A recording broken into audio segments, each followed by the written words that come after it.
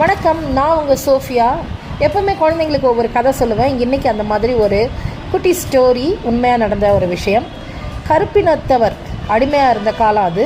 Nelson Mandela அவர்கள் போராடி கொண்டிருந்த காலம். அவரை ஜெயிலில் கொண்டு போடுறாங்க.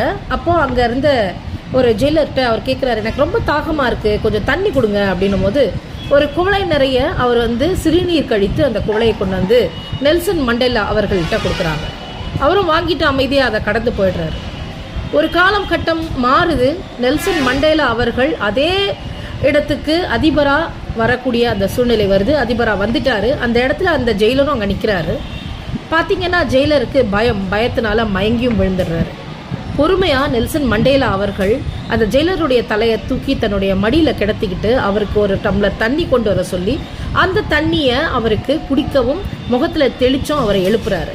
எழுப்பின உடனே அந்த ஜெயிலர் இவர்கிட்ட மன்னிப்பு கேட்குறாரு. என்னுடைய சந்தர்ப்ப சூழ்நிலை, நான் உங்களுக்கு அந்த மாதிரி அன்னைக்கு நடந்துக்க வேண்டியதாக இருந்தது, என்னை மன்னிச்சிருங்க அப்படின்னு சொல்லும்போது மண்டேலா சொல்லக்கூடிய ஒரே ஒரு வார்த்தை என்னென்னா, இனி யாராவது ஜெயிலில் தண்ணி கேட்டால் தயவு செய்து தண்ணியை மட்டும் கொடுங்க அப்படின்னு சொன்னாராம். அவருடைய பாட்டனார் திருவள்ளுவர் அவர்கள் அன்னைக்கே சொல்லியிருக்கிறார், இன்னா செய்தாரை ஒருத்தல் அவர் நாண நன்னயம் செய்துவிடல்.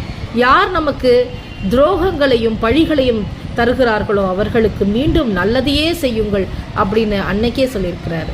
இந்த கதை உங்களுக்கு பிடிச்சிருந்ததுன்னா உங்களுடைய கருத்துக்களை சொல்லுங்கள். மறக்காமல் சப்ஸ்கிரைப் பண்ணுங்கள். தேங்க்ஸ் ஃபார் வாட்சிங்.